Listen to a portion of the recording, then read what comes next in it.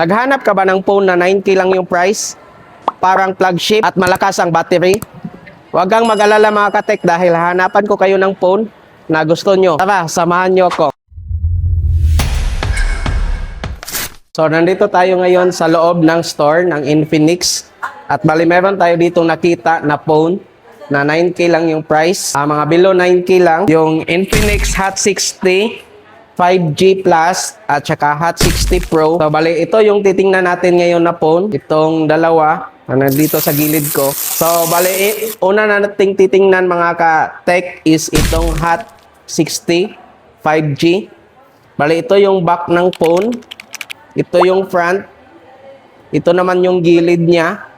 At dito sa gilid, nandito sa gilid yung power button niya at saka volume. Dito naman sa kabila is yung SIM, lalagyan ng SIM. At dito naman sa ilalim is yung headphone jack at saka speaker. Dito sa ibabaw is wala na siyang speaker. Lang sa ilalim yung speaker.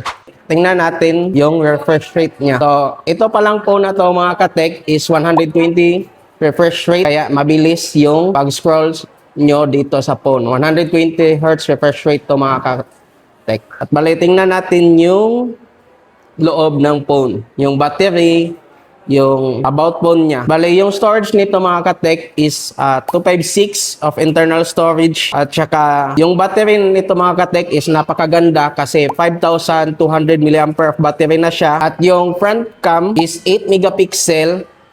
At yung back cam naman is 50 megapixel plus AI lens. So, yung MediaTek Dimensity 7060. Bali, yung price na nakalagay dito sa 256 nila na storage is 7,999. So, napakasulit dito mga ka-tech, lalong-lalo na sa mahilig sa gaming kasi MediaTek Dimensity 7060. Napakaganda for gaming at maganda din yung refresh rate niya kasi 120 Hz refresh rate. Malakas na to. At bali, test naman natin yung camera niya. Bali, ito yung kuha ng back. Ayan yung back. Bali, try naman natin yung front. Ayan yung front mga ka-tech. Ayan yung kuha ng front.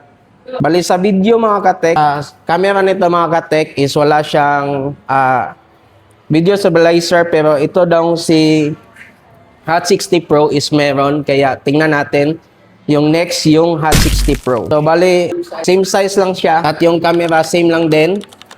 Yung sa ibabaw, speaker niya, mayroon na din sa ilalim, mayroong headphone jack, mayroon dito yung SIM, dito sa gilid yung SIM, dito naman yung power button at saka volume button. So dito is mayroong additional button for shutter. Ayan yung orange. Bali, tingnan natin yung loob ng phone. Punta tayo doon sa settings, sa about phone. Bali, yung Infinix Hot 60 Pro is yung storage din niya is 256. Yung refresh rate dito is 144 Hz refresh rate at saka MediaTek Helio G200 yung CPU niya. So, bali yung battery niya is less ng 40.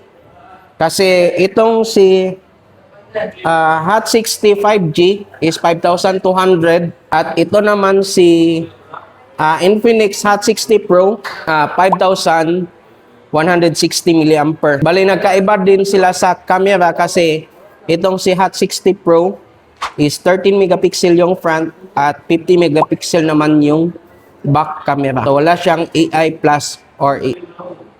So, parehas sila guys na Android 15, si Hot 60 Pro at saka si Hot 60 5G.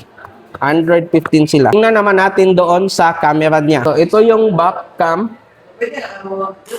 Magandang umaga mga ka-tech. Nandito si Ma'am Jonalyn para tulungan tayo sa paghanap ng phone under 9K. So good morning everyone. Narito ang ating Hot 60 series. We have Hot 60 Pro. Ito ang pinakamura sa Infinix na naka-AMOLED. Sa halagang 8,299, meron ka ng cellphone na naka-AMOLED. Sobrang linaw at maganda yung display. Okay, so ang specs ng ating Hot 60 Pro, ito ay naka MediaTek Helio G200. Mas maganda ang performance in terms of gaming. At ang camera naman nito ay naka 50 megapixel OIS. Ito sir.